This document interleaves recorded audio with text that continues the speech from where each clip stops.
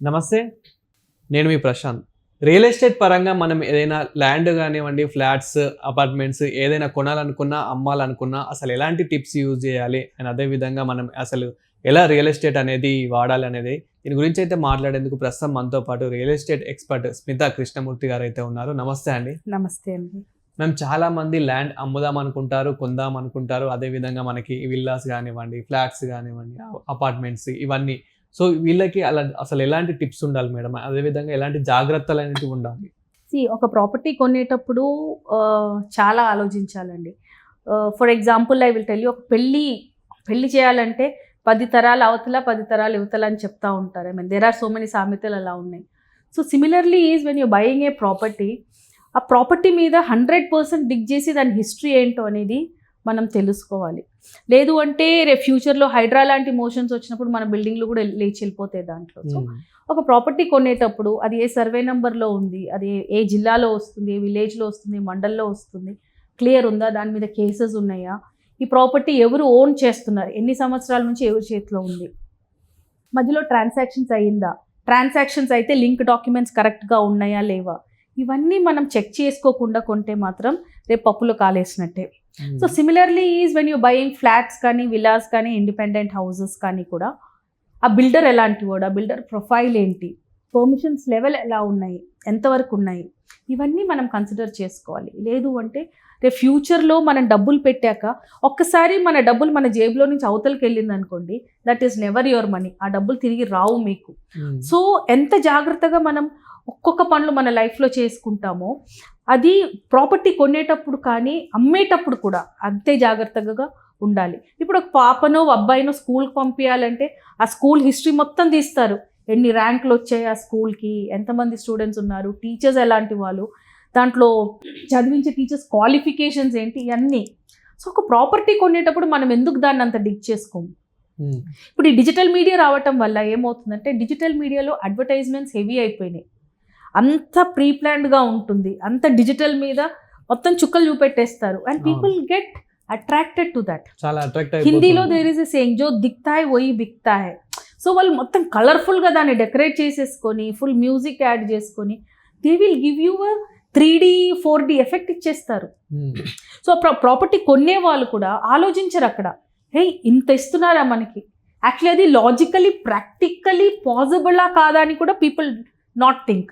మధ్యలో మనకి ఈ ప్రీ లాంచ్ స్కామ్స్, ఈ ప్రీ లాంచ్లో ప్రాపర్టీస్ కొన్ని స్కామ్స్లో వెళ్ళిన వాళ్ళు, కొన్ని ప్రాపర్టీస్ అయితే మొత్తం 100% డిజిటల్ మీద అమ్మేసుకొని 7-8 ఇయర్స్ అయినా డెవలప్మెంట్స్ అవ్వకుండా స్టాగ్నెంట్గా ఉన్న ప్రాజెక్ట్స్ ఎన్నో ఉన్నాయి హైదరాబాద్లో.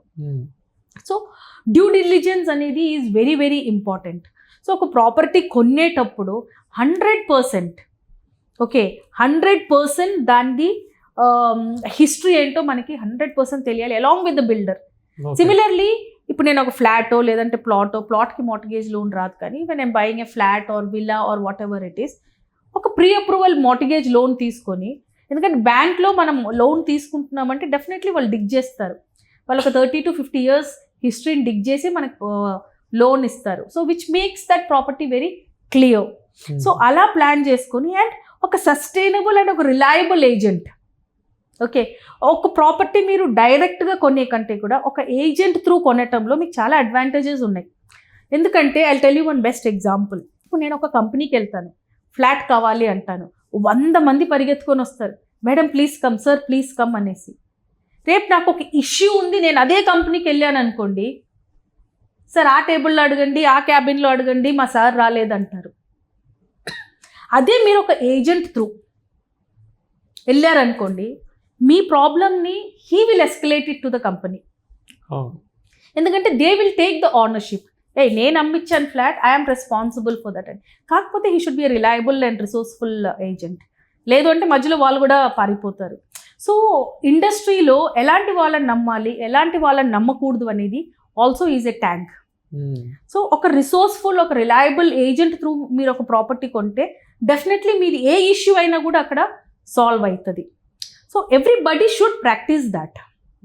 రీసెంట్గా కూడా మనం ఒక న్యూస్లో అయితే చూసాము, ఒక అమ్మాయి అంటే ఒక మహిళని ఇలా మోసం చేసింది అని చెప్పేసి కూడా వాళ్ళు నిజానికైతే వాళ్ళైతే బయటకు రాలేదు. అంటే ఎవరు మోసపోయారు అనేది అయితే వాళ్ళు బయటకైతే రాలేదు. ఎందుకు అనేది మనకి పక్కన పెడితే కనుక అంటే అంతమంది మోసపోయారు. నియర్లీ 200 మందిని మోసం చేసింది అని చెప్పేసి అయితే విన్నాము.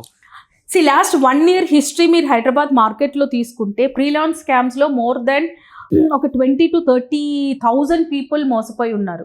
అండ్ డిఫరెంట్ కంపెనీస్ పేర్లలో కొన్ని విల్లా ప్రాజెక్ట్స్, కొన్ని ఓపెన్ ప్లాట్స్, కొన్ని హై రైజ్ అపార్ట్మెంట్స్, కొన్ని మిడ్ సెగ్మెంట్ అపార్ట్మెంట్స్, కొంతమంది అంటే సినిమా వాళ్ళని పెట్టుకొని అడ్వర్టైజ్ చేసి కూడా చాలామంది ప్రాపర్టీస్ అమ్మేసి చేయకుండా వెళ్ళిన వాళ్ళు చాలామంది ఉన్నారు. సో బేసిక్లీ మనం ఒక ప్రాపర్టీ కొనేటప్పుడు ప్రాపర్టీ అప్రూవల్స్తో పాటు as I told you builder profile కూడా చెక్ చేసుకోవాలి. ఇప్పుడు for example Aparna or My Home మీ తీసుకోండి, వాళ్ళు might be 1 year 2 year delay అవుతుండేమో డెలివరెన్స్ ఇవ్వడానికి ప్రాజెక్ట్, కానీ కట్టకుండా అయితే పోరు. This is unless and until they are completely bankrupt. Okay, so builder profile matters a lot అండి. ఇక్కడ మీరు ఏ చిన్న ప్రాజెక్ట్ అయినా పెద్ద ప్రాజెక్ట్ అయినా కూడా బిల్డర్ ప్రొఫైల్, తన పాస్ట్ ఎక్స్పీరియన్సెస్ ఏంటి, తన పాస్ట్లో కట్టిన ప్రాజెక్ట్స్ ఏంటి, తనకు ఫండింగ్ ఎక్కడి నుంచి వస్తుంది, దిస్ ఈజ్ వెరీ ఇంపార్టెంట్. లేదు అంటే people will get pray to all these kind of ఏమంటారు ఇమోషనలీ అండ్ ఫైనాన్షియలీ డబ్బులు పోవటము, తర్వాత వాళ్ళ లైఫ్ వాళ్ళకే బర్డెన్. ఎందుకంటే ఒక ప్రాపర్టీ కొనటం అంటే లైఫ్ టైం సేవింగ్స్ దాంట్లో పెడుతున్నారు. సో అలా డబ్బులు పోగొట్టుకొని లైఫ్ అంతా ఏడ్చుకొని కూర్చునే పరిస్థితి అయితే రాదు.